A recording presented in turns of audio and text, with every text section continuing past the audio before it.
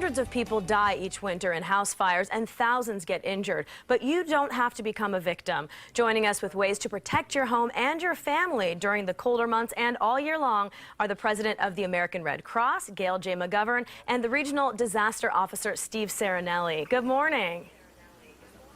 Good morning, Linda. Thanks for having us on your show. Of course. This is such an important topic. We've already seen some of these house fires here in our area in Florida. Staggering numbers, 47,000 fires in the U.S. during the winter holidays. Now we hear about Christmas lights catching on fire, people trying to keep warm with stoves. What else is happening? So, first of all, every 8 minutes, the American Red Cross is responding to a home fire. And in fact, just this year alone, we've helped 67,000 families, and 700 of them were in your area. Every night we go out, we help the family, we look in the eyes of people that have just lost everything. We provide them a blanket, food, shelter, simple things like a toothbrush or a stuffed animal. And some of these are preventable, and you can go to our website, redcross.org, to get tips on how to avoid home fires. And so many of them happen right here in the kitchen.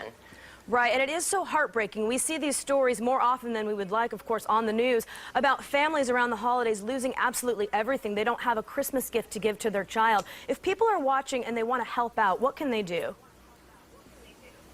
Well, first of all, we appreciate the question tremendously. They can go to redcross.org if they want to make a financial donation. They can call 1-800-RED-CROSS to make a financial donation. We also have a wonderful holiday catalog with all kinds of gifts that you can make in honor of a loved one or a coworker, and it's really giving something that means something, which is great. And we also love when people volunteer their time.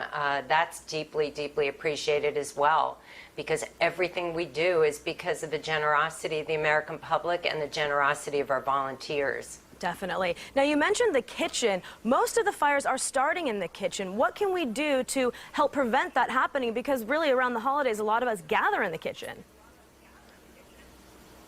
Certainly, and that being said, a lot of the gathering and traditions around the holidays involve cooking, and cooking is the leading cause of home fires and injuries that result from those fires. So by following a few simple tips, you can keep your family and friends safe.